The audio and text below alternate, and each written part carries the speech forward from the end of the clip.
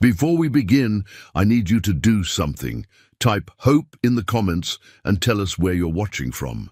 Your voice matters to this community. Now, let me tell you about Marcus, a CEO worth millions who received the most terrifying phone call of his life. His 7-year-old daughter, trapped under rubble after an earthquake, protecting her baby siblings in the dark. This is their story of survival, courage, and what happens when a family refuses to break. If this story touches your heart, please like and share. Let's begin.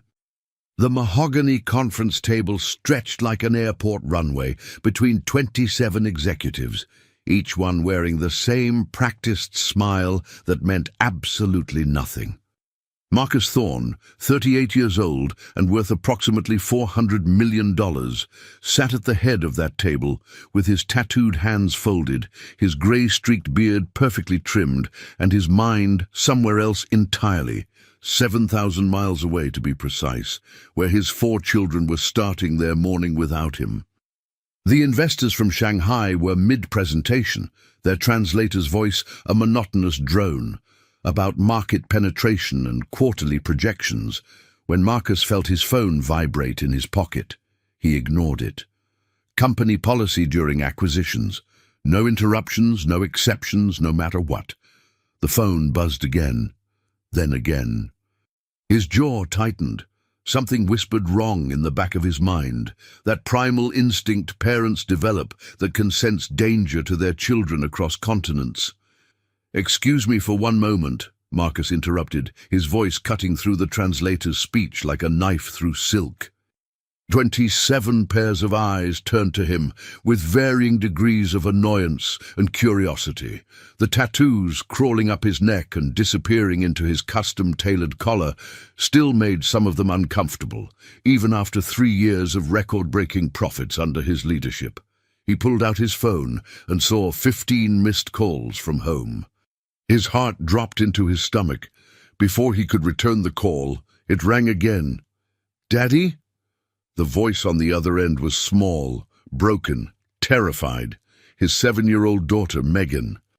But it was the sound behind her voice that froze Marcus's blood.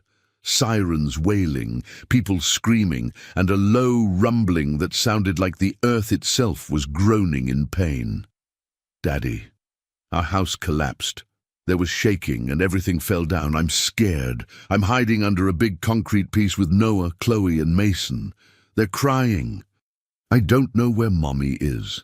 The room full of executives might as well have ceased to exist. Marcus was already standing, his chair rolling backward and hitting the wall. "Baby, listen to me very carefully. Are you hurt? Can you move?" His voice remained steady despite the panic clawing at his throat, that CEO composure now serving a far more important purpose than negotiating billion-dollar deals. "My arm hurts, but I can move it. The babies are okay, I think. Noah has a cut on his head, but he's stopped crying. Daddy, when are you coming? It's dark here, and I can hear people screaming outside. I'm trying to keep the babies quiet like you taught me, but Mason won't stop crying for Mommy." Marcus was already moving toward the door, his phone pressed so hard against his ear it would leave a mark. "I'm coming right now, sweetheart, right now. You're being so brave. I'm so proud of you. Keep the babies calm and stay exactly where you are. Don't try to move anything. Do you understand? Daddy's coming." Behind him, the executives were murmuring in confusion, the translator awkwardly trying to explain what was happening, but Marcus couldn't have cared less if the entire deal collapsed along with his house. His assistant Jennifer met him in the hallway, her face pale. "Mr. Thorne, I just heard about the earthquake, magnitude 7.3. It hit the coastal region where your home is located. I've already contacted your pilot. The jet's being prepped now, but—" She hesitated, and Marcus knew what was coming. "Sir, the airport near your home is closed. All flights are grounded. The damage is catastrophic." "Then find me the nearest operational airport. I don't care if I have to parachute in." Marcus was already in the elevator, jabbing the button for the ground floor repeatedly, as if that would make it move faster. Jennifer followed, her heels clicking rapidly as she worked her phone. And get me every contact we have in emergency services in that region.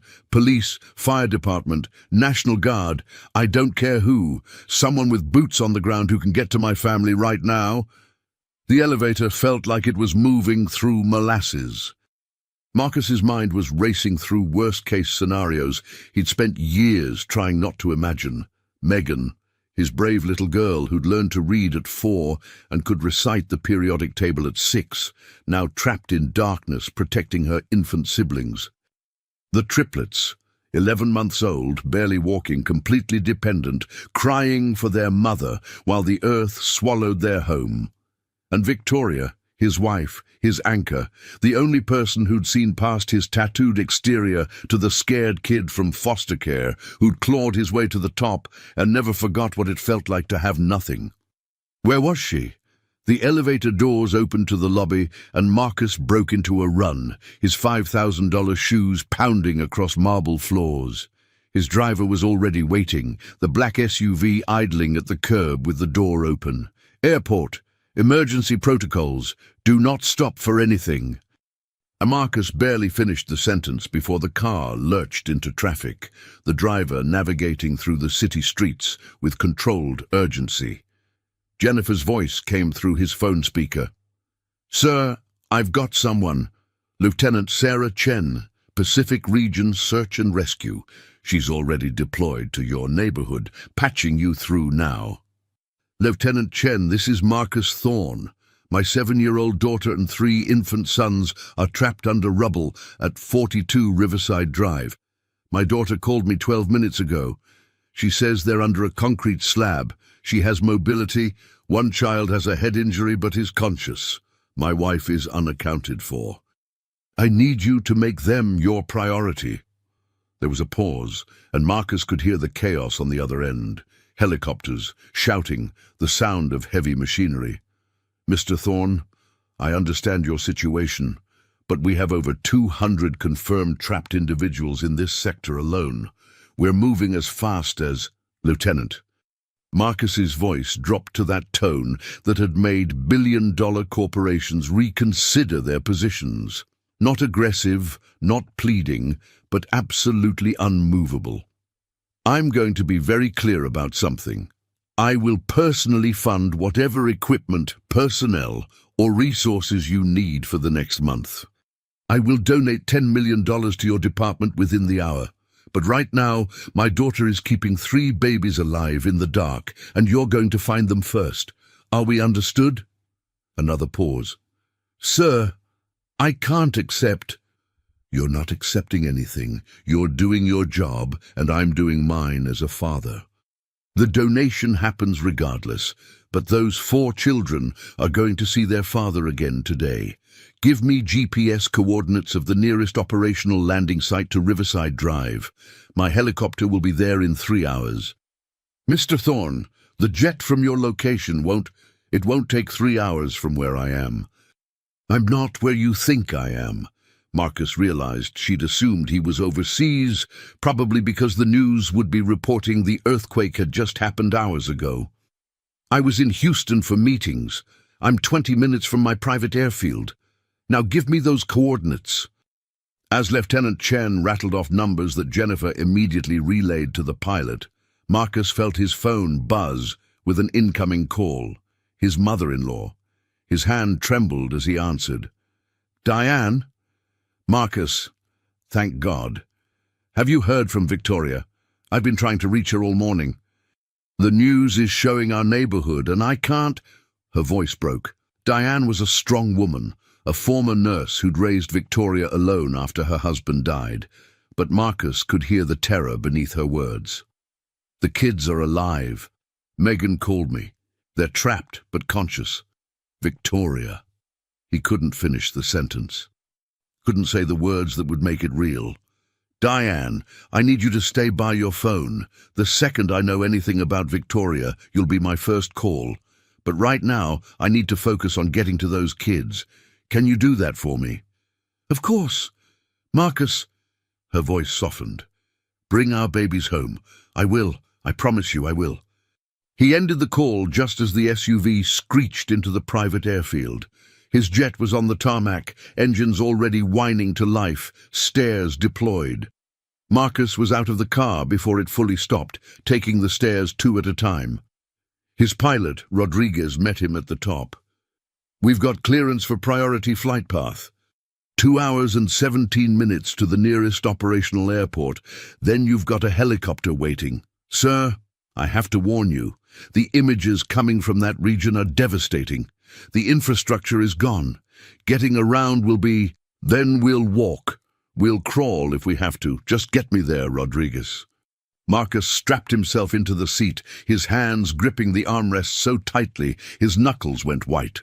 The jet began to move, accelerating down the runway, and all Marcus could think about was that phone call. Megan's small voice, the fear she was trying so hard to hide, the sound of babies crying in the background. He pulled out his phone and called Megan's number again. It rang 7 times before her small voice answered. "Daddy? Hey, sweetheart, just checking on you. How are the babies?"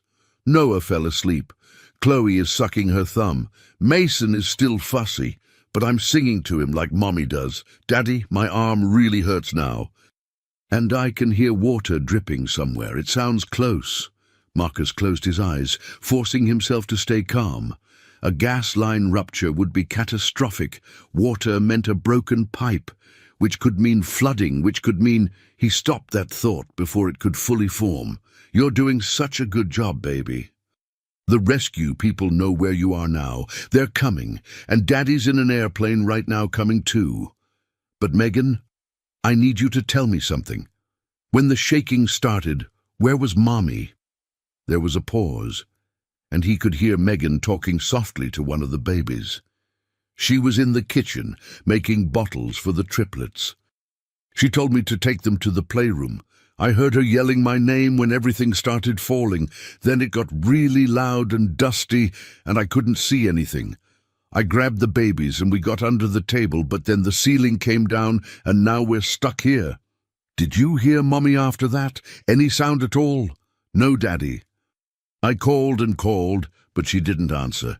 The kitchen is where the most crashing sounds came from." Megan's voice was getting smaller, younger, and Marcus realized she was starting to understand what that might mean. "Okay, baby, save your phone battery. I'm going to call you back every 15 minutes to check on you. If anything changes, if you hear people calling, if the babies need something urgent, if you need me, you call immediately. Deal? Deal. Daddy, will Mommy be okay?" Marcus Thorne, who'd built an empire through calculated risks and cold negotiations, who'd never lied in a business deal because his word was his currency, found himself at a crossroads between truth and hope. "I don't know, sweetheart. But I promise you this, we're going to find her, and no matter what, you and those babies are safe. Daddy's coming." After he hung up, Marcus stared out the window at the clouds streaming past. Below, somewhere in that vast expanse of earth and sky, his family was buried alive. And above him, strapped into a leather seat in a plane worth $15 million, surrounded by all the wealth and power he'd accumulated, he'd never felt more helpless in his life. The tattoos on his arms, each one marking a significant moment in his climb from poverty to prosperity, suddenly felt like hollow decorations. What good was any of it if he couldn't save his children? Jennifer's voice came through his phone. "Sir, I've wired the $10 million to the search and rescue department. Also, I've arranged ground transportation at the airport, a military-grade vehicle capable of navigating debris. And Mr. Thorne, the media is already picking up on your involvement. They're calling you a hero for the donation." "I don't want to be a hero, Jennifer. I want to be a father who gets there in time." Marcus rubbed his face, feeling every one of his 38 years and then some. "Contact every hospital within a 100-mile radius of the earthquake zone. If Victoria was rescued and taken somewhere, I want to know immediately. Also, find me the best trauma counselors for children. Those kids are going to need help processing whatever they've been through." "Already done, sir." And Mr. Thorne, For what it's worth, those kids are lucky to have you." Marcus didn't feel lucky. He felt like he'd failed them by not being there, by being on the other side of the country making money they didn't need, instead of being home where he belonged. But he pushed that guilt aside. There would be time for self-recrimination later. Right now, every second counted. The next 2 hours were the longest of Marcus's life. He called Megan every 15 minutes exactly, each time hearing the weariness growing in her voice, the baby's cries getting weaker as exhaustion took over. He coordinated with Lieutenant Chen, who confirmed that her team had located the approximate position of his house and were working to stabilize the surrounding structures before attempting rescue.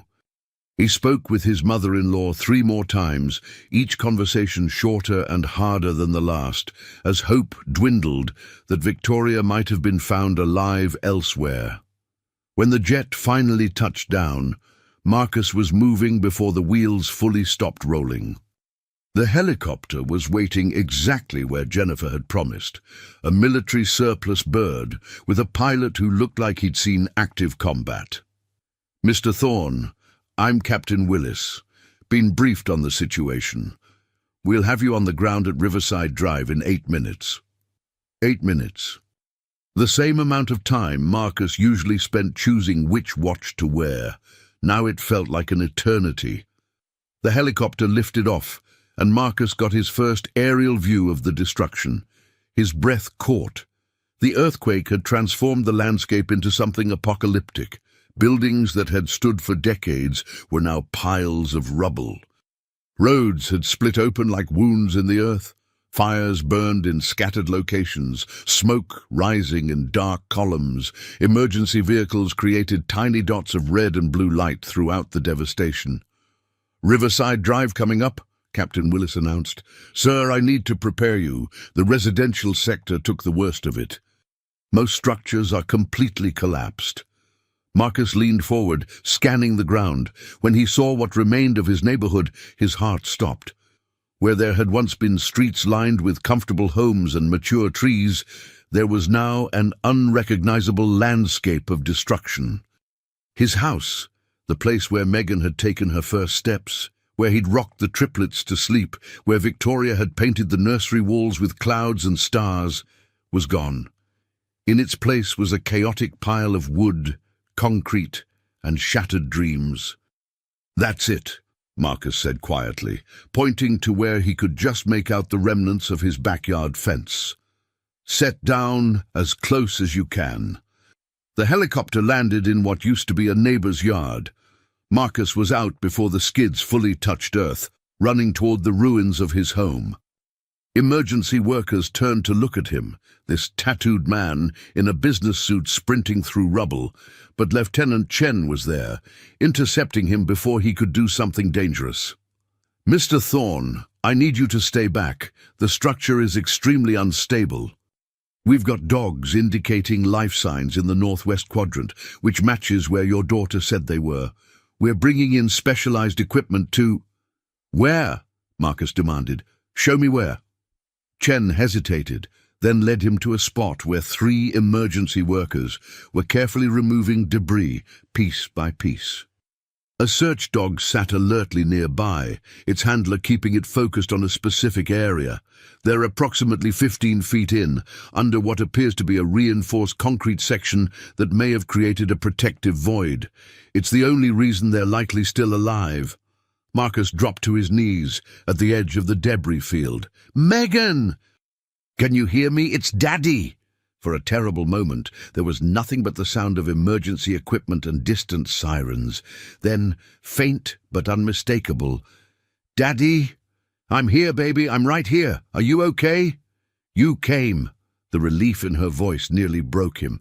"The babies are really sleepy, and it's hard to breathe. Daddy, I'm scared." "I know, sweetheart, but these nice people are going to get you out very soon. You just need to hold on a little longer. Can you do that for me?" "I can." "Daddy, I think I hear Mommy. She's calling my name, but it sounds far away." Marcus's head snapped up, his eyes locking with Lieutenant Chen's. "You heard that? Victoria could be alive." "Mr. Thorne, trapped people can experience auditory hallucinations due to stress or my wife is buried somewhere in there calling for our daughter. Either way, we're finding her." Marcus's voice carried that unmovable quality again. "After you get the kids out, you keep digging, you find my wife." "The key, sir, we have protocols about—" "Then I'll dig myself, with my bare hands if I have to, but we're not leaving her." Chen studied him for a moment. This powerful man reduced to desperation by love, and something in her expression softened. "We'll keep searching, Mr. Thorne, I promise you that. Now please step back and let my team work." The next 47 minutes were excavated from Marcus's soul, 1 second at a time. He watched the rescue team work with agonizing precision, removing debris piece by microscopic piece to avoid triggering a collapse. Every crack and groan from the unstable structure made his heart seize. He called down to Megan twice more, each time hearing her voice grow weaker, the baby's barely making sounds anymore. The sun was beginning its descent toward evening when Lieutenant Chen suddenly raised her hand, halting all work. "We've got visual," she announced into her radio. 4 children, ages appear correct, preparing for extraction. She turned to Marcus. "Mr. Thorne, we're about to bring them out. I need you to stay calm regardless of what you see. They may have injuries that look worse than they are. Can you do that?" Marcus nodded, not trusting his voice. He positioned himself exactly where Chen indicated, his entire body trembling with anticipation and dread. The emergency workers moved faster now, enlarging the opening they'd created. Marcus could hear Megan talking to the rescuers, her brave little voice guiding them. Then he saw her. A rescue worker carefully handed up a small form. His daughter covered in dust, her pink pajamas torn and dirty, her left arm cradled against her chest, but alive. Gloriously, miraculously alive. Marcus surged forward, and Chen didn't stop him this time. He gathered Megan into his arms as gently as he could, and she buried her face against his chest and finally let herself cry. "I got them out, Daddy. I kept them safe like you always taught me. You did perfect, baby. You were so brave." Marcus was crying too now, tears cutting tracks through the dust on his face, not caring who saw. His daughter was alive in his arms. Over her shoulder he watched as the rescue workers brought up 3 more small bundles, Noah, Chloe and Mason. The triplets he'd held every morning before work, sung to every night before bed. They were frighteningly quiet, covered in dust but breathing, all breathing. Paramedics swarmed in immediately. Marcus reluctantly released Megan to their care, watching as they checked her vitals, examined her arm, shined lights in her eyes. She kept looking back at him, making sure he was still there. The triplets were each being assessed by separate teams. Marcus moved between them, touching each small hand, whispering reassurances. "Mr. Thorne." A paramedic approached him. "Your daughter has a fractured ulna in her left arm and significant dehydration, but she's stable. The triplets are showing signs of respiratory distress from dust inhalation, and the boy has a minor head laceration that will need stitches, but overall, they're in remarkably good condition considering their ordeal. We're transporting them to Central Memorial Hospital. I'm going with them." "Sir, there's only room in the ambulance for—" "Then I'll ride on the hood. I'm not leaving them again." Marcus's tone left no room for negotiation. The paramedic glanced at his supervisor, who nodded. "Fine, but Mr. Thorne, about your wife. They keep digging until they find her, whatever it takes." Marcus looked back at Lieutenant Chen, who was already organizing her team to continue the search. Their eyes met across the ruins, and she gave him a small nod. She understood. In this moment, Marcus Thorne might be a CEO worth hundreds of millions, but he was also just a man desperate to bring his family home whole. The ambulance ride was a blur. Marcus sat holding Megan's good hand while the paramedics worked on the triplets, administering oxygen, checking vitals. Megan kept drifting in and out of consciousness, exhaustion finally overwhelming her adrenaline. Each time her eyes fluttered open, she'd look for Marcus, and he'd squeeze her hand gently. "Daddy, did you find Mommy yet?" "Not yet, baby, but they're still looking. You focus on feeling better, okay?" At the hospital, chaos reigned. The earthquake had filled the emergency rooms beyond capacity.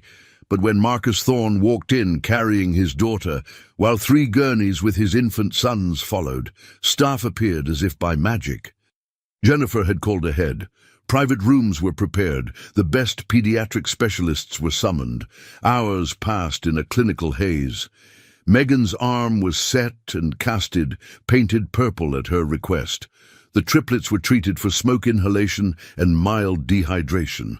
Noah's head wound received 6 small stitches, which he slept through. By midnight, all 4 children were stable, sleeping peacefully in a private suite that Jennifer had arranged. Marcus sat in a chair between Megan's bed and the triplets' cribs, his phone in his hand, waiting. He'd changed out of his ruined suit into hospital scrubs someone had provided.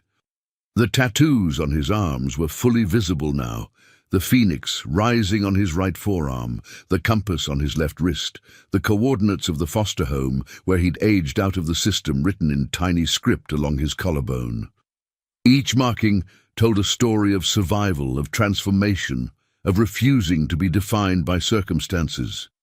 At 2:17 in the morning his phone finally rang, Lieutenant Chen's name on the screen. Marcus stepped into the hallway before answering, his hand shaking. "Mr. Thorne, we found your wife." Marcus's knees buckled. He caught himself against the wall. "Is she—" "She's alive, critical condition, being transported to Central Memorial now. Multiple injuries, including possible spinal trauma. Mr. Thorne, I need you to understand that the next 72 hours will be crucial, but she survived being buried for almost 18 hours. That's remarkable." Marcus couldn't speak. He simply nodded, forgetting she couldn't see him, and managed a rough "thank you" before his voice gave out entirely. Victoria was alive. Against all odds, impossibilities, and rational expectations, his wife had survived. He stumbled back into the room where his children slept and sank into the chair. Megan stirred, her eyes opening slightly. "Daddy, what's wrong?" "Nothing's wrong, sweetheart. Everything's going to be okay now. Mommy's coming home." But even as he said it, Marcus knew this was just the beginning. The physical recovery would be challenging enough, but the emotional scars, what this day had carved into his children's psyches, what fears had been planted in Megan's soul as she kept 3 babies alive in the dark, those would take years to heal. And Victoria's injuries were still unknown. Critical condition could mean anything. Still, as Marcus sat there watching his 4 children breathe, watching their small chests rise and fall in the rhythm of life, he felt something he hadn't expected. Gratitude. His family was alive, fractured, traumatized, but alive, and he'd learned something profound in the worst hours of his life. The tattoos, the money, the power, the empire he'd built, none of it had mattered when his daughter's voice came through that phone line. What mattered was being there.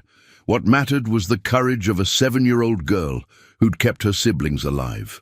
What mattered was the team of strangers who dug through rubble because it was their job, because they cared, because somewhere in the machinery of emergency services existed people who understood that every life buried in those ruins was someone's entire world.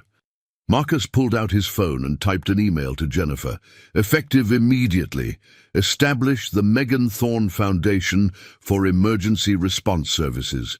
Initial funding $200 million. Hire the best people.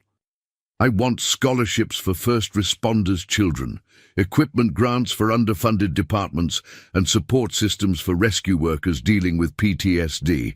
Get it done. He pressed send and set the phone aside. 200 million wouldn't bring back the hundreds who died in the earthquake. It wouldn't erase the trauma his children had experienced, but it would honor his daughter's bravery and ensure that other families might have the same chance at survival his had been given. At 4:30 in the morning, Victoria arrived. Marcus met the gurney at the emergency entrance, and what he saw made his breath catch. She was barely recognizable beneath the injuries, her face swollen and bruised, her body immobilized on a spine board, tubes and wires connecting her to various machines. But her eyes were open, and when she saw Marcus, they filled with tears. "The kids," she whispered through split lips. "Safe, all 4 of them. Megan saved them, Victoria. Our little girl was a hero." Victoria's eyes closed in relief, and Marcus walked alongside the gurney as they rushed her into surgery. The orthopedic surgeon intercepted him outside the operating room with the preliminary assessment: 3 fractured ribs, a ruptured spleen, a shattered pelvis, and yes, damage to her lower spine that might mean paralysis. The next 8 hours of surgery would determine her future. Marcus called his mother-in-law with the update. Diane's sob of relief echoed through the phone. "I'm coming to the hospital now." "Diane, it's 5 in the morning. Wait until—" "Marcus, my daughter and grandchildren almost died yesterday. I'm not waiting for anything ever again." "Fair point." Marcus returned to the children's room to find Megan awake, sitting up despite the early hour. "I heard them bring Mommy in. Is she okay?" "How did you tell a 7-year-old that her mother might never walk again? That the woman who danced with her in the kitchen and chased her through the park might spend the rest of her life in a wheelchair?" Marcus sat on the edge of her bed and took her good hand. "Mommy's hurt pretty badly, sweetheart. The doctors are helping her right now. It's going to be a long time before she's better, but she's alive, and that's what matters most. She would want you to know how proud she is of you. I kept calling for her after the shaking stopped. I thought maybe she was gone." Megan's voice broke, and suddenly she wasn't a brave little hero anymore. She was just a scared kid who'd been through something no child should experience. Marcus pulled her carefully into his arms, mindful of her cast. But she wasn't gone. She was there the whole time, fighting to get back to you, just like you fought to keep the babies safe. "Our family is made of fighters, Megan. We don't give up." The triplets began to wake, their morning cries filling the room, a sound Marcus had sometimes found annoying during those exhausted 3 a.m. feedings, but which now sounded like the most beautiful music imaginable. He and Megan worked together to soothe them, changing diapers and preparing bottles the nurses had provided. It was almost normal, this routine they'd performed hundreds of times before, except for the hospital setting and the weight of everything unspoken between them. Diane arrived as the sun was rising, her eyes red from crying, but her spine straight with determination. She swept into the room and gathered Megan into her arms, then moved to each triplet, touching their heads, whispering thank yous to whatever forces had spared them. Then she turned to Marcus. "Thank you for bringing them home." "I didn't do anything, Diane. Your granddaughter did everything. You got there. You moved mountains to get there. That matters." She studied him with those sharp eyes that had always seen past his tattoos to who he really was. "How are you holding up?" Marcus realized he hadn't thought about himself once since that first phone call. "I'm fine. The kids are what matter." "You matter too, Marcus. You're allowed to fall apart. I'll fall apart later. Right now my family needs me standing." Victoria's surgery stretched into its 12th hour. Marcus paced the surgical waiting room, phone in hand, updating Jennifer every hour with instructions for managing the business in his absence. His vice president could handle the day-to-day operations, but major decisions needed Marcus's approval. Except he couldn't bring himself to care about market shares and acquisition targets when his wife was fighting for her ability to walk. Diane had taken over the children's care with the competence of a former nurse, giving Marcus permission to focus on Victoria. Megan had asked to see her father every hour, needing reassurance he was still there, still real, still keeping his promise not to leave. Each time, Marcus would return to the surgical floor feeling torn between two impossible needs. At hour 14, the orthopedic surgeon finally emerged, his surgical cap stained with sweat. "Mr. Thorne, your wife is in recovery. The splenectomy was successful. We've stabilized the pelvic fractures with pins and plates. But the spinal injury—" He paused, and Marcus felt the floor shift beneath him. "There's significant damage to the L4 and L5 vertebrae. We've relieved the pressure on the spinal cord, but until the swelling decreases, we won't know the full extent of nerve damage. She may regain full mobility. She may have permanent deficits, or something in between. We'll know more in 48 to 72 hours. Can I see her? She's sedated and will be for the next 12 hours at minimum, but yes, you can sit with her." Marcus found Victoria in the ICU, looking impossibly fragile against the stark white sheets. The machines surrounding her beeped and hummed, tracking every breath, every heartbeat. He pulled a chair close to her bed and took her hand carefully, mindful of the IV lines. "Hey, beautiful," he whispered. "The kids are safe. Megan's got a purple cast. She's already decorating with markers. The triplets are eating everything in sight. Your mom's here helping. We're all just waiting for you to wake up so we can be a family again." Victoria's fingers twitched slightly in his hand. Marcus chose to interpret it as acknowledgement, as her fighting spirit asserting itself even through sedation. He thought about the day they'd met, 12 years ago, at a charity function he'd attended reluctantly. She'd been serving on the fundraising committee, and when she'd approached him for a donation, she hadn't flinched at his appearance. Instead, she'd looked directly into his eyes and seen something worth knowing. Their first date had lasted 9 hours, conversation flowing so naturally that closing time at the restaurant came as a surprise. She'd told him about her dreams of creating art, about losing her father young, about wanting children someday who she could give the stable childhood she'd been lucky enough to have. He'd told her things he'd never shared with anyone, about the foster homes, the group facilities, the determination to never be that powerless again. When he'd proposed 2 years later, he'd been terrified she'd realize she could do better than a tattooed, former foster kid who'd lucked into money.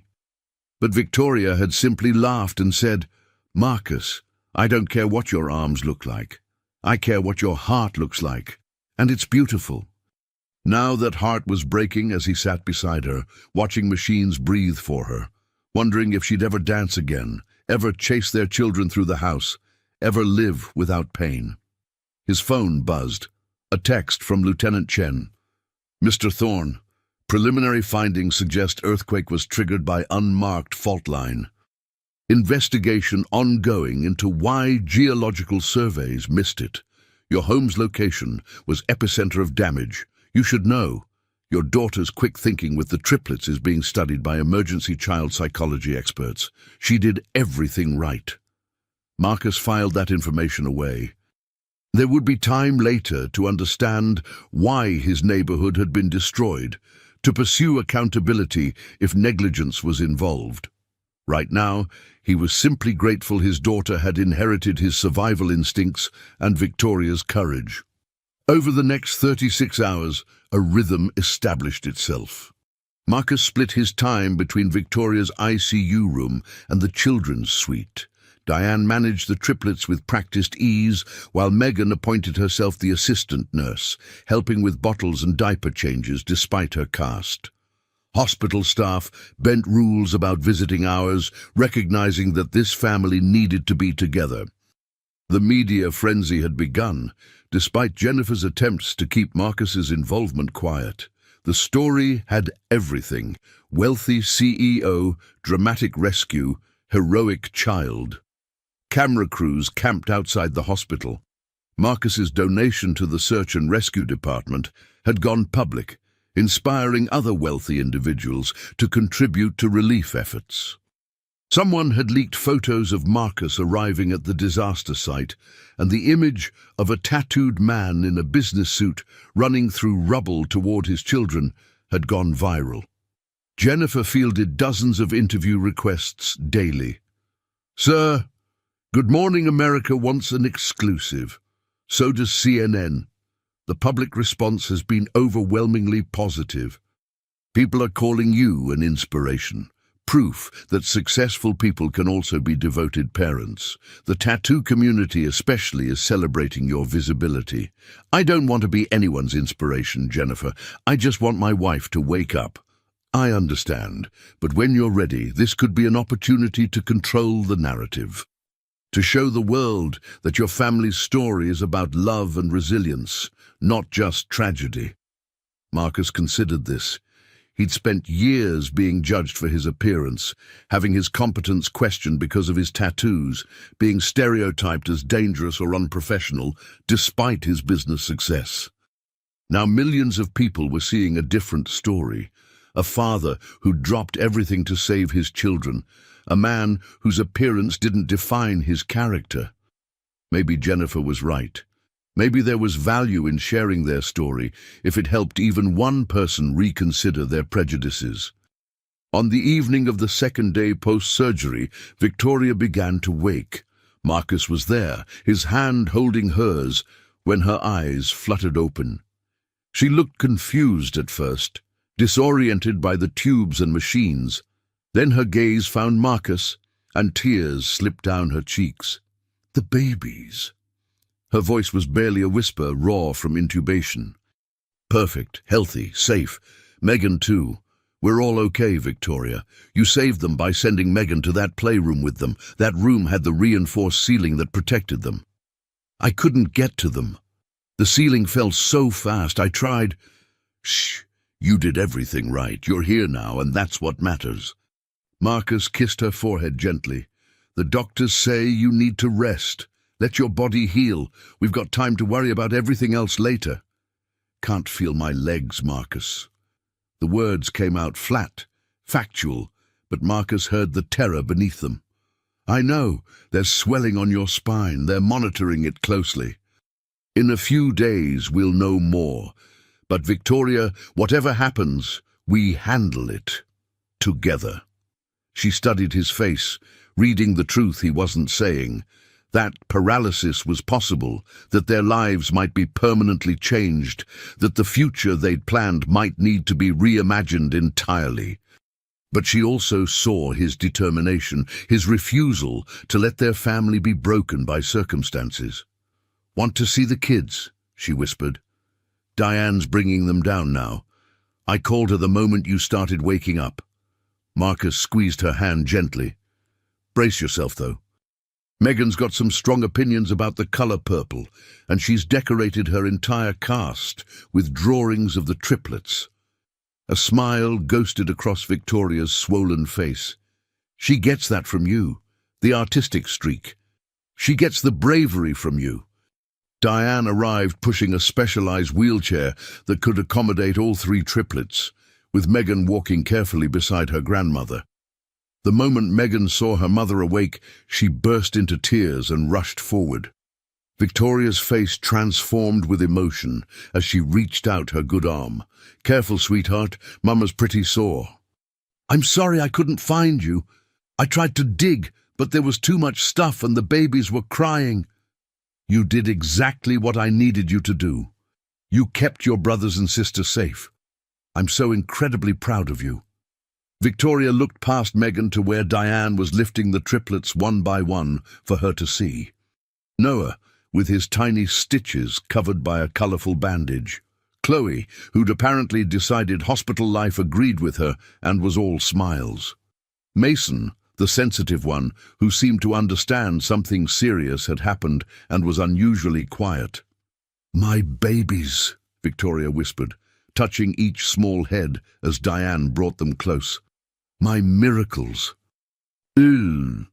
Watching his family reunite, Marcus felt something unlock in his chest that he hadn't realized was constricted. For 72 hours he'd been running on pure adrenaline and determination, refusing to process the horror of that initial phone call, the nightmare of the rescue, the uncertainty of Victoria's condition. Now, seeing his wife awake and his children safe in the same room, the reality of how close he'd come to losing everything finally hit him. He stepped out into the hallway, his legs suddenly unsteady, and sank down against the wall. His hands were shaking. His breath came in short gasps.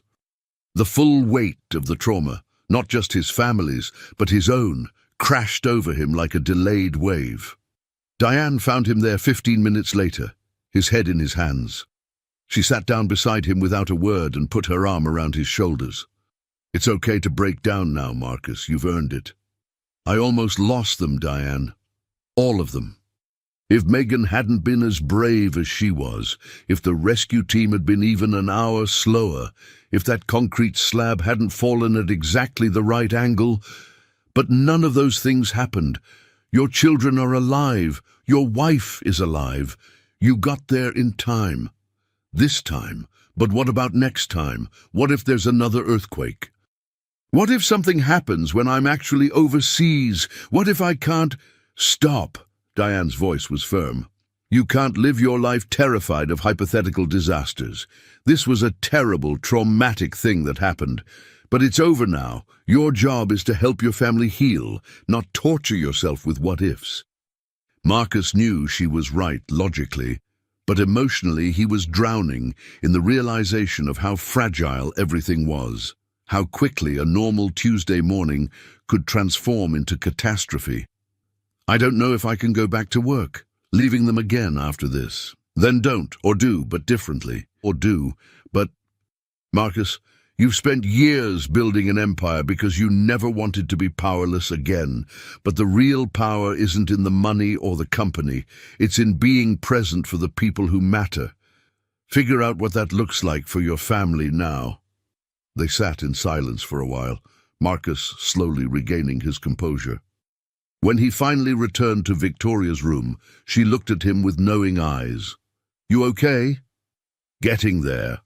How about you?" "Pain level. Manageable with the medications. Dr. Reyes says they'll start reducing the swelling medication tomorrow. Then we'll know about my legs." She said it calmly, but Marcus saw the fear flickering behind her eyes. "Whatever we find out, we handle it. I mean that, Victoria. Wheelchair walker, full mobility, doesn't change anything about us." "Says the man who can still run," she replied.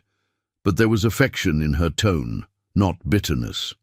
"Says the man who loves you regardless of whether your legs work. Remember our vows, sickness and health? I wasn't just reciting pretty words." Megan was curled up in a chair, drowsy from her pain medication, watching her parents with ancient eyes.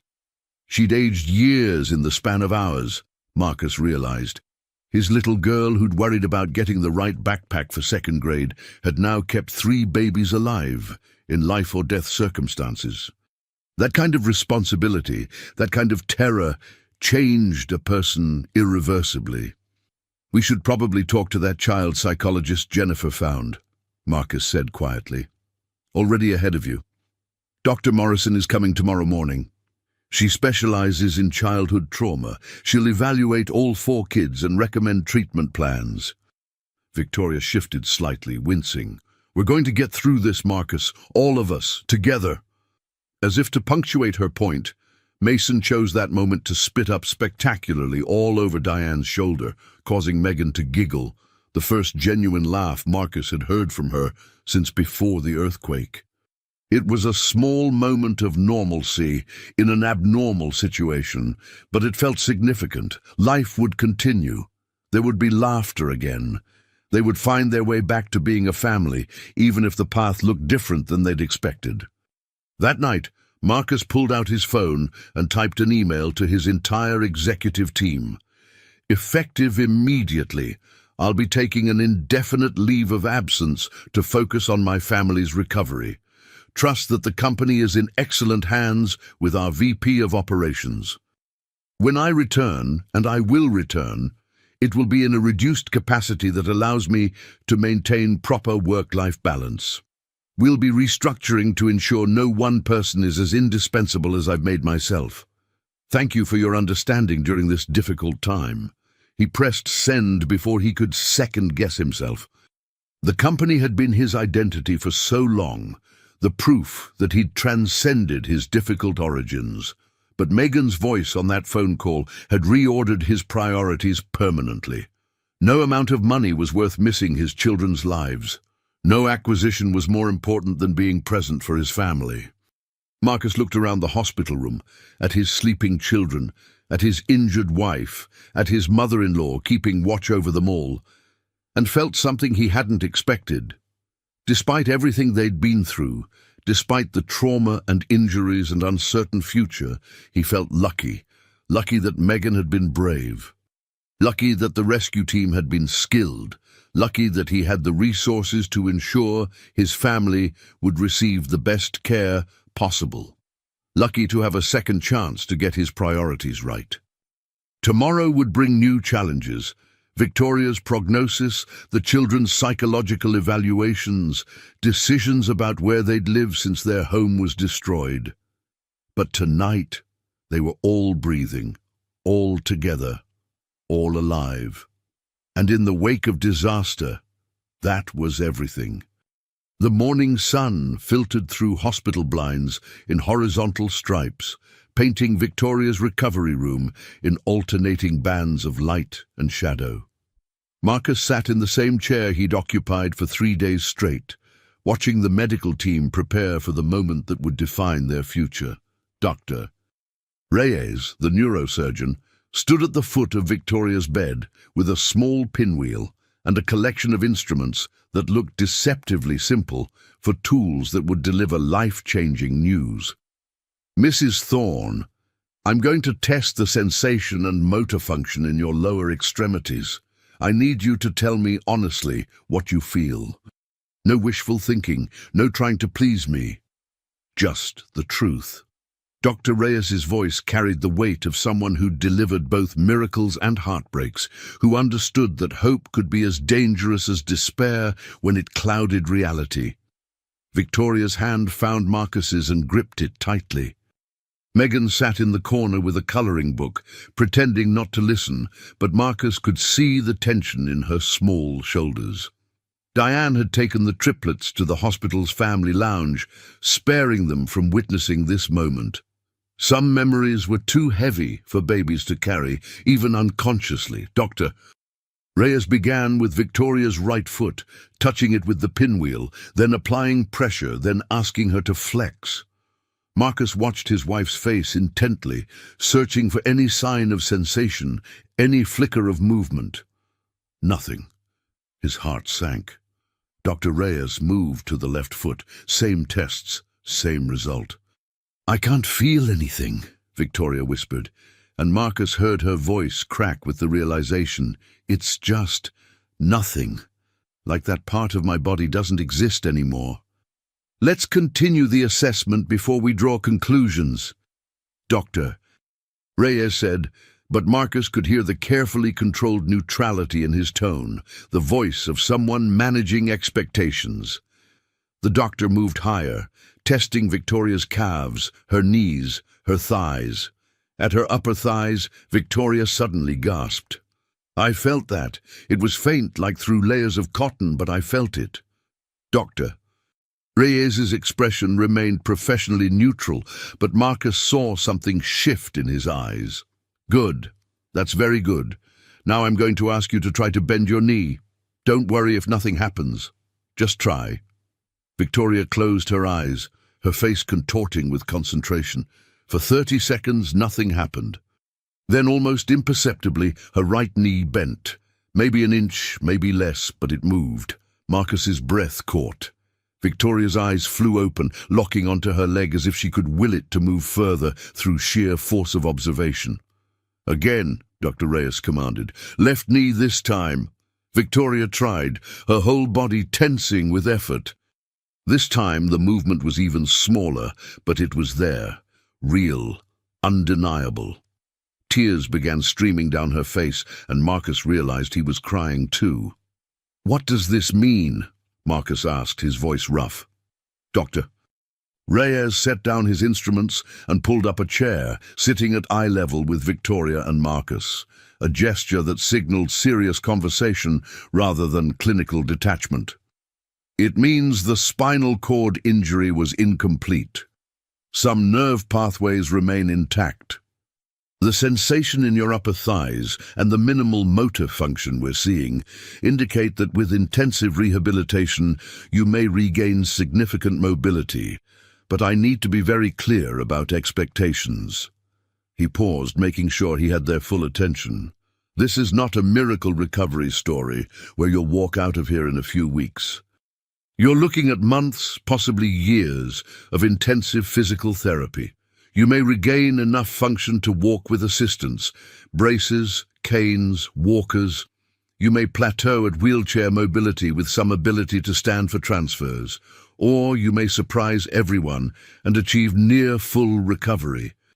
The human nervous system is remarkably plastic, especially with proper rehabilitation, but there are no guarantees." "But there's a chance?" Victoria's voice was small, childlike, stripped of all adult pretense. "A real chance?" "Yes, a real chance. Better than I initially expected based on the severity of your injuries." Dr. Reyes stood. "I'm recommending transfer to the rehabilitation center on the 4th floor. They have specialists who work specifically with spinal cord injuries. The sooner we start aggressive therapy, the better your chances of maximizing recovery." After Dr. Reyes left, Marcus and Victoria sat in silence for a long moment. Megan had abandoned her coloring book and climbed carefully onto the bed, nestling against her mother's side. "Does this mean you're going to be okay, Mummy?" "I don't know yet, sweetheart, but it means I have a chance to get better. And that's more than we thought I had yesterday." Victoria kissed the top of Megan's head. "How are you doing?" "Really doing?" Megan was quiet for a moment, and when she spoke, her words came out slowly, carefully chosen. "I keep having bad dreams. About the shaking. About not being able to find you. Last night I dreamed the hospital started falling down too. Grandma says it's normal to be scared after something scary happens. Doctor Morrison says the dreams will get better if I talk about them." Marcus felt a rush of gratitude toward the child psychologist Jennifer had found. Dr. Morrison had spent 2 hours with Megan yesterday, using play therapy and gentle questioning to help her begin processing the trauma.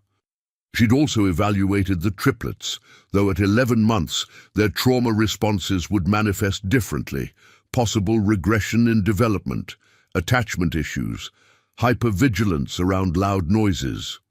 "Dr. Morrison is right," Marcus said, pulling Megan onto his lap. "And you can always wake me up if you have bad dreams. Any time, middle of the night, doesn't matter. That's what daddies are for. Promise you won't go away again. Not for work trips or anything?" The question hit Marcus in the chest. He'd been wrestling with this exact issue: how to balance his responsibilities to the company with his responsibilities to his family, how to ensure he was present without completely abandoning the empire he'd built. But looking at his daughter's face, seeing the fear that lingered behind her eyes, the answer became crystal clear. "I promise. I'm restructuring everything so I can work mostly from home. When I do need to go to the office, it'll be during school hours, and I'll be back every single night. No more trips that take me far away. This family is my priority now." Megan studied his face with that unnervingly perceptive gaze that made her seem far older than 7. "Is it because of what happened? Because I don't want you to give up your job because of me?" "It's not giving up, sweetheart. It's choosing differently. I've spent a lot of years building a company, proving I could be successful. But the earthquake taught me something important. I already have the most important success right here." You, Mummy, your brothers and sister. Everything else is just details. Victoria reached out and took Marcus's hand. Are you sure about this? The company is nothing compared to you, any of you. Marcus squeezed her hand gently. I'm tired of missing bedtimes and school plays and first steps because I'm in a conference room somewhere. Money doesn't hug you back. Success doesn't care if you're happy, but family does. Over the next week, their new reality took shape. Victoria was transferred to the rehabilitation center where she began the grueling work of teaching her body to function again.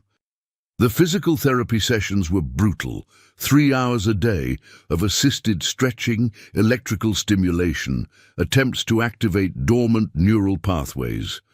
Marcus attended every session, learning the exercises so he could help Victoria practice between formal therapy times. Megan started seeing Dr. Morrison twice a week. Slowly, her nightmares decreased in frequency, though she remained hypervigilant about earthquakes, checking weather reports constantly, flinching at any rumbling sound, insisting on sleeping with a go-bag packed by her bed. Dr. Morrison assured them this was normal, that the hypervigilance would likely persist for months or even years, but would gradually diminish as Megan's sense of safety was restored. The triplets, remarkably, seemed largely unaffected.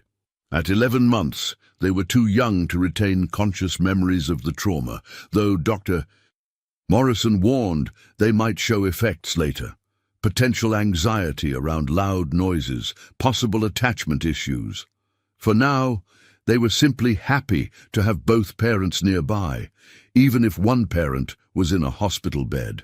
Marcus made good on his promise to restructure his role at the company. He promoted his VP of Operations to co-CEO, with clear delineation of responsibilities that kept Marcus involved in strategic decisions while removing him from day-to-day management. He set up a home office with video conferencing capabilities that would allow him to attend meetings remotely. Most importantly, he established strict boundaries. No work before 8 a.m., no work after 6 p.m., and absolutely no work on weekends unless the building was literally on fire. His executive team adjusted surprisingly well.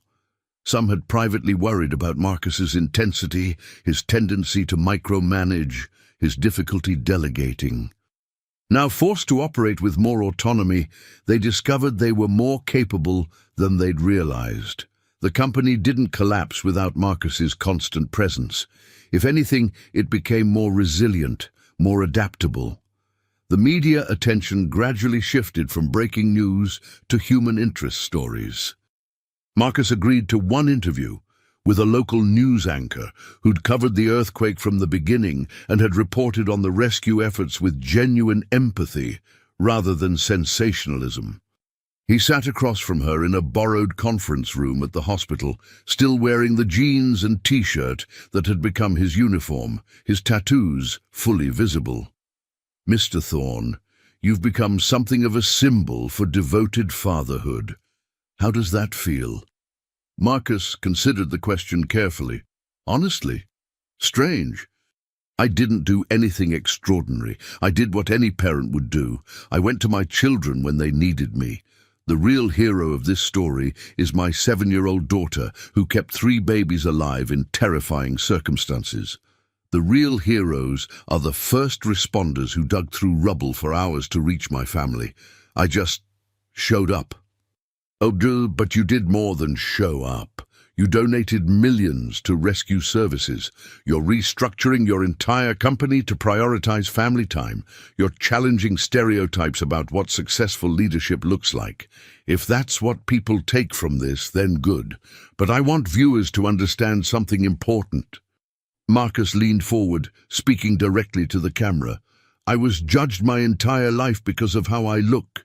People saw the tattoos and made assumptions about my character, my capabilities, my worth. I built a company partly to prove those people wrong. But the earthquake taught me that proving things to strangers is pointless. The only people whose opinions matter are the ones who love you, and they already know who you are. The interview aired that evening, and Marcus's phone exploded with messages. Fellow executives praising his vulnerability, tattoo artists thanking him for positive representation. But the message that mattered most came from someone unexpected, the director of the foster care agency where Marcus had aged out of the system at 18. "Marcus, I've followed your career from a distance, always proud of what you accomplished but hesitant to reach out. Watching your interview tonight, I was struck by how you've taken the resilience you developed in foster care and channeled it into something beautiful. You survived a childhood that would have broken many people, and instead of becoming bitter, you became devoted to giving your own children the stability you never had. That's the real success story. I hope you know that the scared 18-year-old who left our facility with nothing but determination and anger has become a man worth admiring, not because of his wealth, but because of his heart." Marcus read the message 3 times, feeling something unlock in his chest that he hadn't known was still constricted. He'd spent so many years running from his past, trying to distance himself from the foster kid identity, proving he was more than his circumstances. But maybe the truth was simpler. He wasn't running from that kid. He was honoring him by building the life that kid had dreamed of, but never thought possible. 2 weeks after Victoria started rehabilitation, she stood for the first time. It lasted only 45 seconds, required 2 therapists supporting her weight, and left her sobbing with exhaustion afterward. But she stood. Marcus and Megan were there to witness it, and the moment Victoria's feet touched the ground, bearing even a fraction of her weight, Megan started cheering so loudly that nurses came running to see what the commotion was about. "I stood," Victoria kept repeating, laughing and crying simultaneously. "I actually stood." "You stood," Marcus confirmed, wiping tears from his own face unashamedly. "You're doing it, Victoria. You're coming back to us." Progress came in microscopic increments after that, standing for 1 minute, then 2, then 5. Eventually taking a single step while supported by parallel bars and 2 therapists. Each achievement was celebrated as the miracle it was. Dr. Morrison reminded them that Victoria's physical recovery was intrinsically linked to her mental health, that every small victory rebuilt not just her muscles, but her sense of agency and hope. The housing situation resolved itself unexpectedly when Marcus's company's real estate division offered a solution. They owned a property that had been slated for executive use, a modified ranch-style home with an open floor plan, wide doorways, and ground-level access throughout. It had been sitting empty for months while the company decided what to do with it. Marcus's co-CEO offered it to him at cost, with modifications to make it fully wheelchair accessible just in case Victoria's recovery plateaued. Marcus walked through the property with Diane while Victoria was in therapy. It was nothing like their previous home, simpler, smaller, designed for function rather than showing off wealth. But as he stood in the spacious living room with its floor-to-ceiling windows overlooking a garden, he could picture it. Megan doing homework at the dining table, the triplets taking their first steps across these wide hallways, Victoria in her wheelchair or walker or on her own 2 feet, whichever outcome they faced, moving freely through accessible spaces.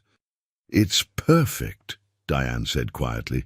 "Not what you're used to, but perfect for what you need now." "We were never about the fancy house anyway. Victoria wanted it because of the school district for Megan. I wanted it to prove I'd made it. But this—" He gestured around the modest but comfortable space. "This is about what actually matters. Family. Function. Being together." They closed on the property within 2 weeks. Jennifer coordinated the logistics of moving their salvaged belongings from storage, the items that had been recovered from the earthquake ruins. It wasn't much: some photograph albums, Megan's favorite stuffed animals, Marcus's collection of business books, Victoria's art supplies. Everything else would need to be replaced. But those rescued items felt sacred, survivors of the same disaster that had nearly taken his family. 6 weeks after the earthquake, Victoria took her first unassisted step. Marcus wasn't there to see it. He'd run home to put the triplets down for their nap, while Diane stayed with Victoria during therapy. But Diane captured it on video, and when Marcus watched the shaky footage of his wife releasing the parallel bars and taking one wobbling, terrifying, beautiful step forward before the therapists caught her, he wept openly in his new kitchen. That evening, they celebrated with sparkling cider and a cake Megan had helped Diane decorate with slightly lopsided purple frosting. Victoria, still in her wheelchair but radiating pride, held Mason on her lap, while Noah and Chloe created an impressive mess with their cake slices. Megan had insisted on making a speech. "I want to say something," she announced, standing on her chair despite Marcus's automatic warning to be careful. "When everything was falling down and it was dark and scary, I thought we might not be a family anymore. But then Daddy came, and the rescue people came, and Mommy came back, and now we're all here eating cake. And I think that means we can handle anything. Even if bad things happen, we're still a family. So here's to Mommy's step, and here's to us." She raised her sippy cup of apple juice solemnly, and everyone clinked their glasses against it. In that moment, in their new modest home, with its accessible doorways and wide hallways, surrounded by the people who mattered most, Marcus felt wealthier than any corporate acquisition had ever made him. But that night, after the children were asleep and Victoria was settled in their new ground-floor bedroom, Marcus sat in his home office, reviewing documents Jennifer had sent. What he read made his blood run cold. The geological survey that had cleared their old neighborhood for development 10 years earlier had been fraudulent. A junior surveyor, pressured to meet deadlines and cut costs, had falsified data showing no significant fault lines in the area. The company that had employed him had either known or been negligently ignorant of the deception. Either way, dozens of families had built homes on land that should never have been approved for residential construction. Marcus's home had been at the epicenter of the damage because it sat directly above the unmarked fault line.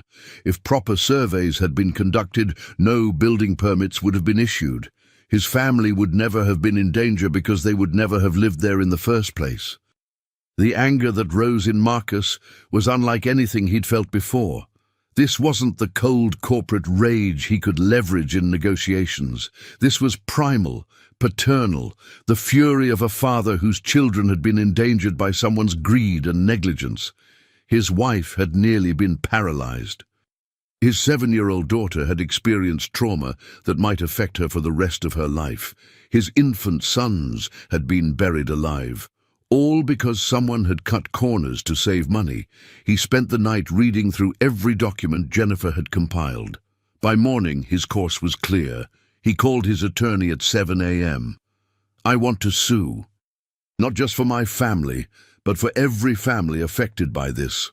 Class action, maximum damages, and I want criminal charges pursued against everyone involved in falsifying those surveys. People died because of their negligence. Children died. That surveyor and his company need to be held accountable." His attorney, a sharp woman named Patricia, who'd handled Marcus's corporate cases for years, was quiet for a moment. "Marcus, I need to be honest with you. A case like this will take years. It will be expensive, exhausting, and extremely public. The defendant companies will throw everything they have at discrediting you and the other plaintiffs. They'll dig into your past, your finances, anything they can use. Are you prepared for that? My 7-year-old daughter kept 3 babies alive in rubble because someone falsified safety documents. Yes, Patricia, I'm prepared for that. Draft the paperwork. Find every family that was affected. And make sure that surveying company understands they're about to face the fight of their lives."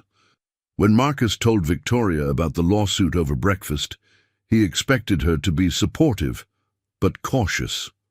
Instead, she set down her coffee cup with trembling hands and said, "I want to testify. When this goes to trial, I want to look at those people who falsified the data and tell them exactly what they took from us. Victoria, testifying will mean reliving everything. The defense attorneys will question your memories, your recovery, everything. It won't be easy. Nothing about this has been easy. But if our story can prevent this from happening to another family, if it can ensure that companies can't cut corners on safety without consequences, then it's worth it." She reached across the table and took his hand. "We're survivors, Marcus, all of us. It's time we use that survival to create change." Marcus looked at his wife, still in her wheelchair, still fighting every day to regain function in her legs, but absolutely unbowed in spirit, and fell in love with her all over again. "Okay, we do this together then." Over the next 3 months, their lives found a new rhythm. Victoria's physical therapy continued with remarkable results. By week 8 post-earthquake, she could walk short distances with a walker. By week 10, she graduated to a cane. Her doctors were astonished by her progress, attributing it to her youth, her determination, and the quality of care she was receiving. But Marcus knew it was more than that. It was Victoria's sheer refusal to let the earthquake define her future. Megan returned to school, though Marcus and Victoria decided to hold her back and let her repeat 2nd grade. She'd missed too much instruction during the chaos, and Dr. Morrison suggested that the reduced academic pressure might help her recovery. Megan was initially devastated. Seeing herself held back felt like failure, until Marcus reframed it. "You're not being held back because you failed, sweetheart. You're getting a fresh start because you survived something extraordinary. You get to be a kid again for a year without carrying all that weight of what happened. That's not failure. That's a gift." The new school was smaller than her previous one, and the administration had been briefed on her trauma. Her teacher, Mrs. Patterson, was a grandmotherly woman with infinite patience, who seemed to understand when Megan needed extra support versus when she needed normalcy. Slowly, Megan began to smile more, to play at recess without constantly looking over her shoulder, to sleep through most nights without nightmares. The triplets were thriving. At 14 months, they were walking confidently, babbling in their own mysterious language and showing distinct personalities.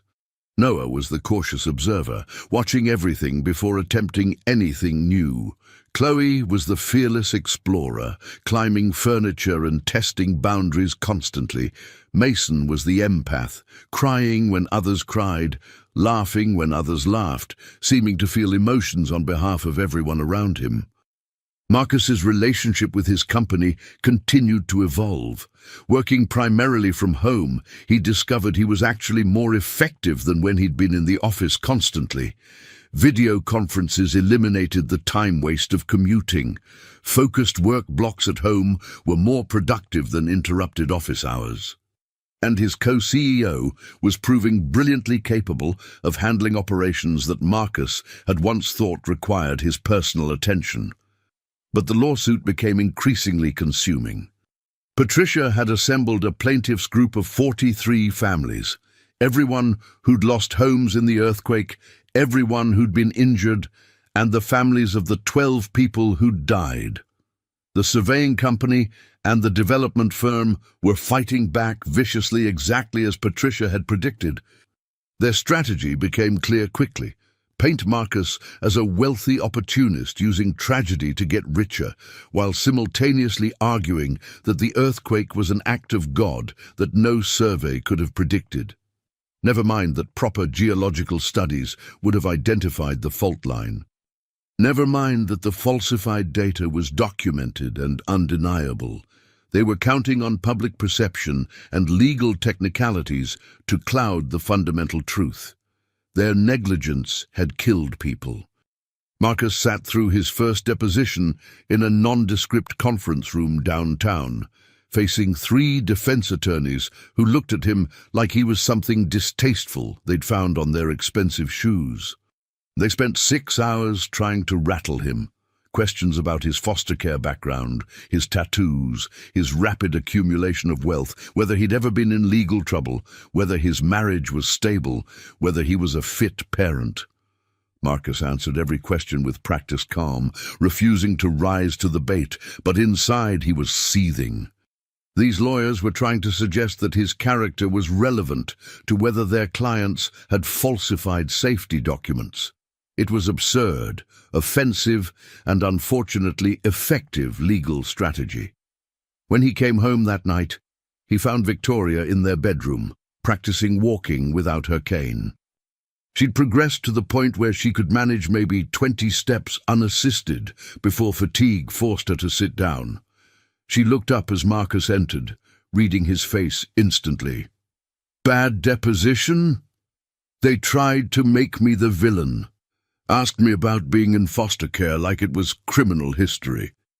Asked about my tattoos, my marriage, everything except what actually matters, that their clients lied and people died because of it." Marcus sank onto the bed, suddenly exhausted. "Patricia says this is normal, that they're trying to find anything they can use against me. But it's hard not to feel like I'm back in school being judged by teachers who saw my bruises and assumed I was trouble." Victoria sat beside him, her hand finding his. "You survived their judgment then, and you'll survive it now. Because this time, you have something you didn't have then." "What's that?" "Proof. You built a successful company. You created a loving family. You responded to crisis with courage instead of collapse. They can question your character all they want, but your actions speak louder than their insinuations ever could." The lawsuit dragged on through summer and into fall.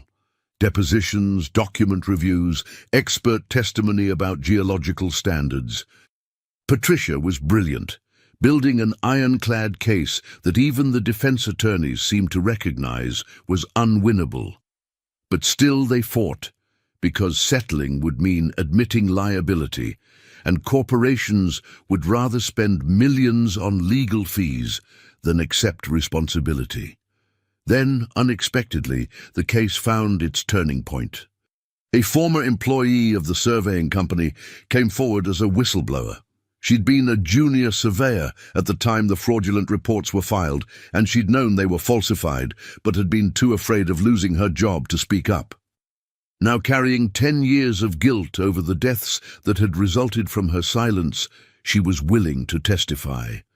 Her testimony was devastating. She had emails, internal memos, documentation of cost-cutting pressures from senior management, everything needed to prove not just negligence but deliberate fraud. The defense attorneys tried to discredit her. She was a disgruntled former employee. She had her own motivations. She couldn't be trusted. But her documentation was too thorough, her testimony too detailed, her remorse too genuine.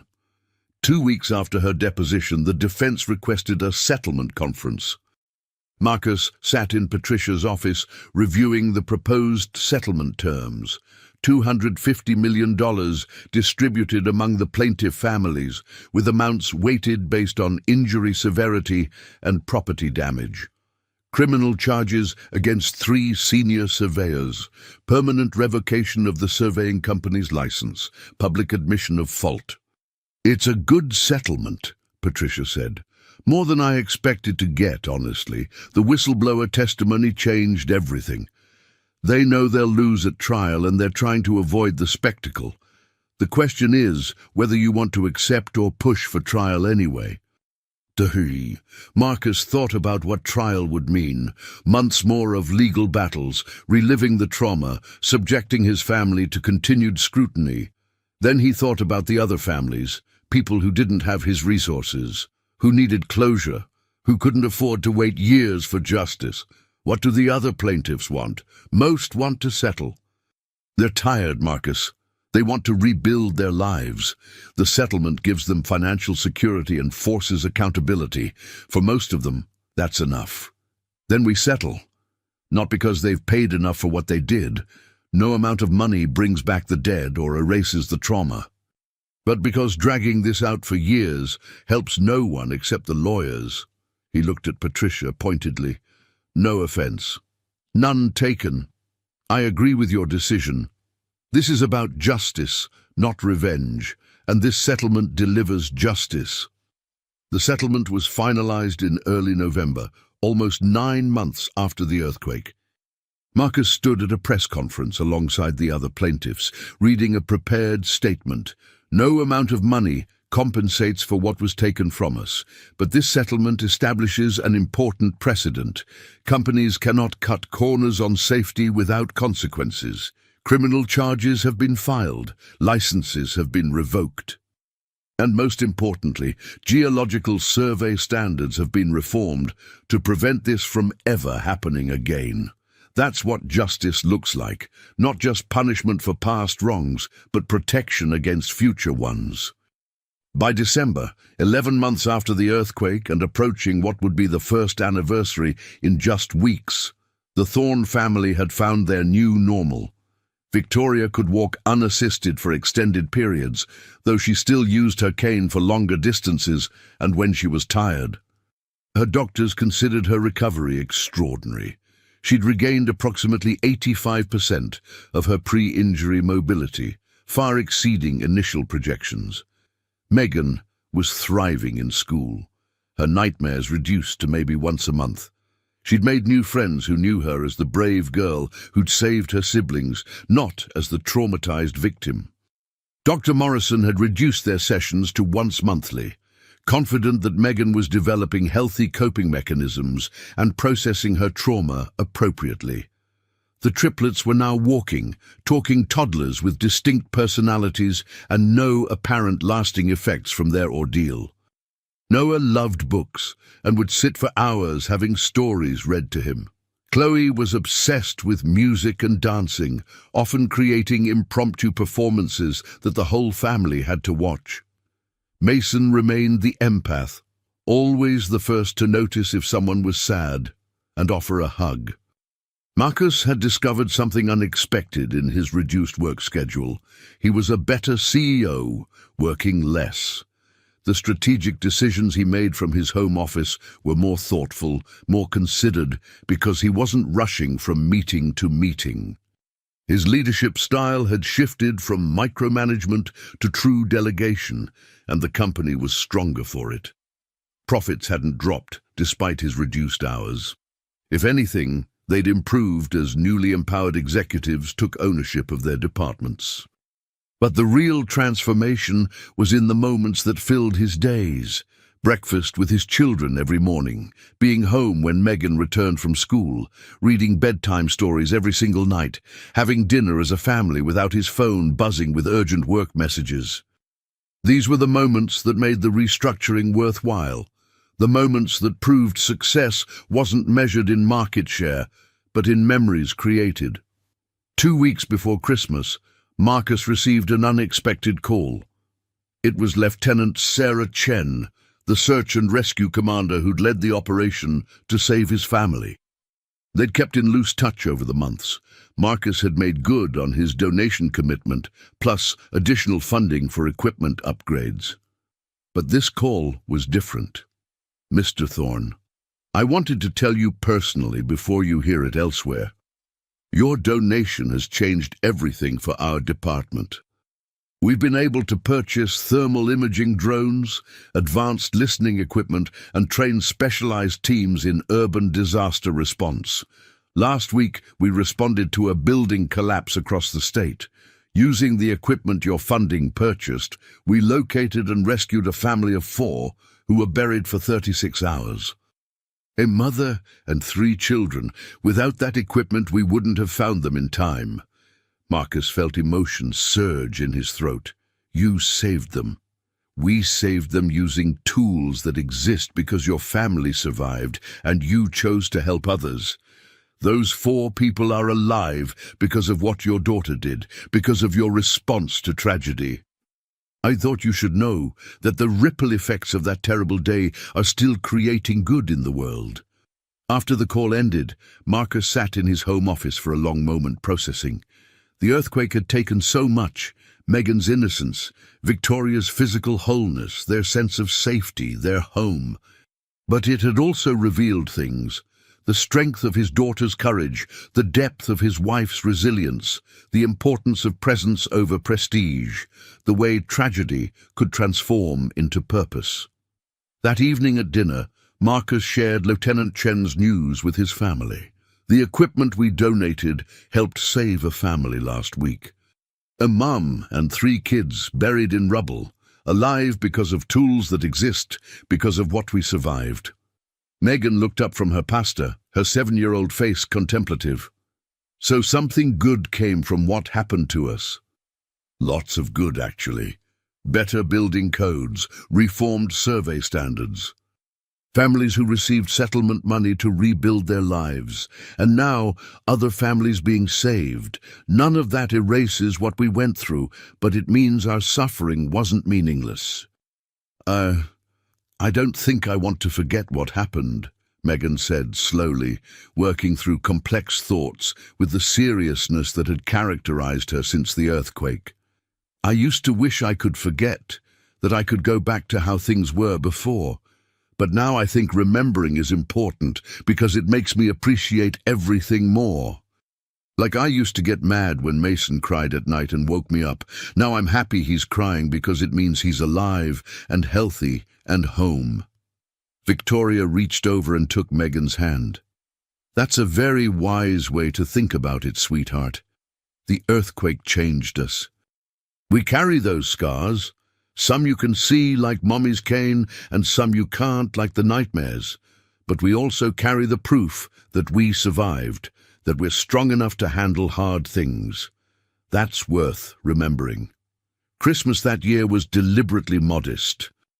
Instead of the elaborate decorations and expensive gifts of previous years, the Thorns focused on presents over presents. They strung popcorn and cranberries for the tree, made ornaments from construction paper and glitter, baked cookies together in their new kitchen. On Christmas morning, the gifts were thoughtful rather than extravagant. Art supplies for Victoria to resume her painting, books for Megan about brave girls throughout history, educational toys for the triplets. But the gift Marcus was most proud of wasn't under the tree. It was the announcement he made over Christmas breakfast. I've been working with Jennifer and Patricia on something special.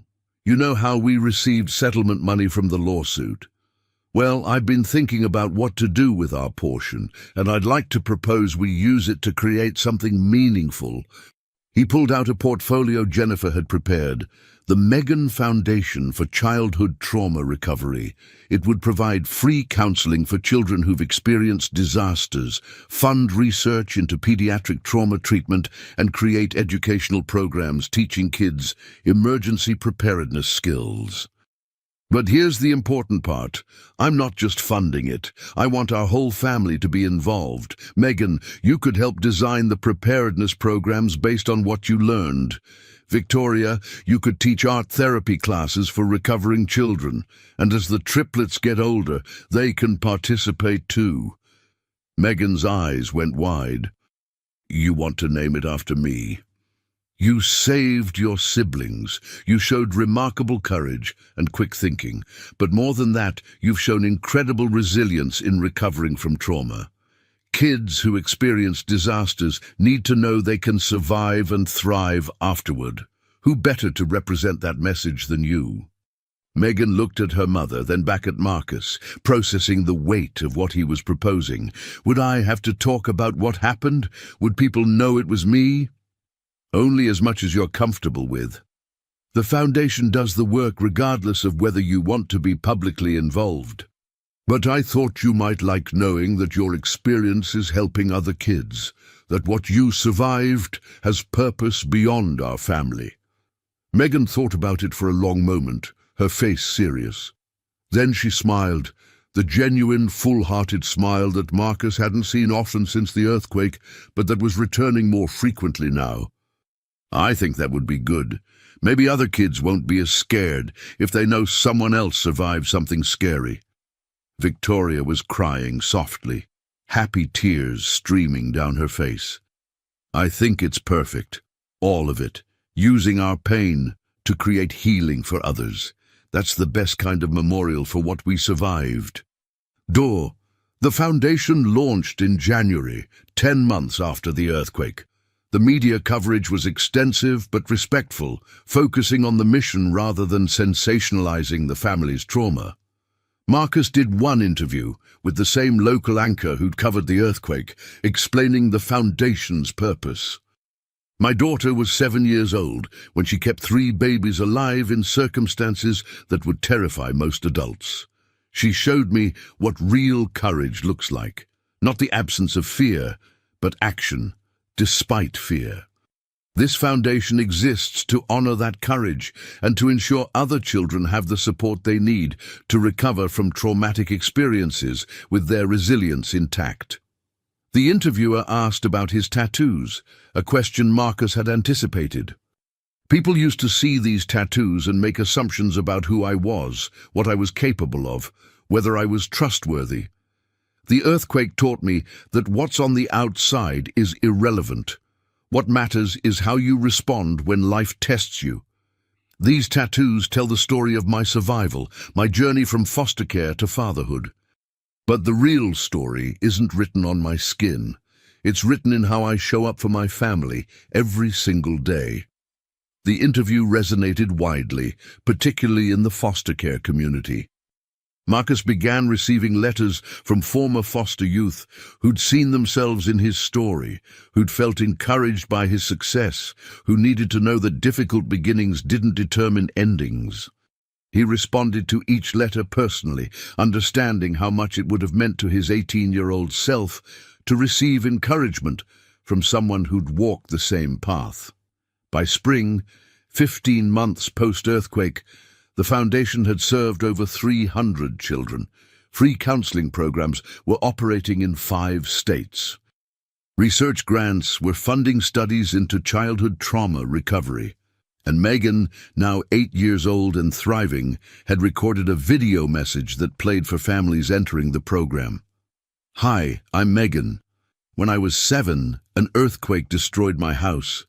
I had to protect my baby siblings in the dark while everything fell down around us. It was the scariest thing that ever happened to me. For a long time after, I had nightmares. I was afraid of loud noises. I didn't want my daddy to ever leave because I thought something bad might happen again. But I talked to a really nice doctor who helped me understand that being scared is okay. That what happened to me was real and scary, but it doesn't mean scary things will keep happening. And now I still remember what happened, but I'm not afraid all the time anymore. If something scary happened to you, I want you to know that it's okay to be scared, it's okay to need help, and it's okay to take time to feel better. You're going to be okay, I promise." Victoria returned to painting, creating a series of works she titled Aftermath. The paintings were abstract expressions of trauma and recovery, dark, chaotic pieces gradually transitioning to lighter, more hopeful compositions. She donated several to be auctioned for the foundation's benefit, and they sold for surprising amounts. One piece, titled Still Standing, showed a solitary figure rising from darkness into light, and it brought Victoria more recognition as an artist than anything she'd created before the earthquake. "Tragedy gave me something to say," she explained to Marcus one evening as she worked on a new piece. "Before, my art was pretty but empty. Now it has meaning. It has purpose. I'm not glad the earthquake happened. I'd never wish that experience on anyone. But I can be grateful for how it transformed me." Marcus understood exactly what she meant. The earthquake had destroyed their physical home, but had rebuilt their family stronger than before. He'd learned that wealth wasn't measured in dollars, but in moments. That success wasn't about corner offices, but about being present. That love wasn't a feeling, but a choice made daily to show up, to be vulnerable, to prioritize what mattered. On a late January morning, exactly 1 year after the earthquake that had tested them so profoundly, the family held a private ceremony in their garden. They'd planted a tree, a strong oak that would grow for generations, surviving storms and seasons, deepening its roots even when buffeted by winds. Around the base of the tree, they placed stones engraved with words that mattered: courage, resilience, family, hope, survival, love. Megan placed her stone first, a purple rock she'd painted with all their names intertwined. I want to remember that we're all connected, that what happens to one of us matters to all of us. Victoria's stone was engraved with a single word: gratitude. For every day I can walk, every moment with my children, every morning I wake up beside your father. This stone reminds me not to take anything for granted. Marcus's stone read, present, because being here, fully here, is the only thing that actually matters. They let the triplets place stones too. Noah's covered in pictures of books, Chloe's decorated with musical notes, Mason's painted with hearts. At 26 months old now, the triplets wouldn't consciously remember this ceremony, but someday they'd see the tree and the stones and understand that they were part of a family that had survived impossible things.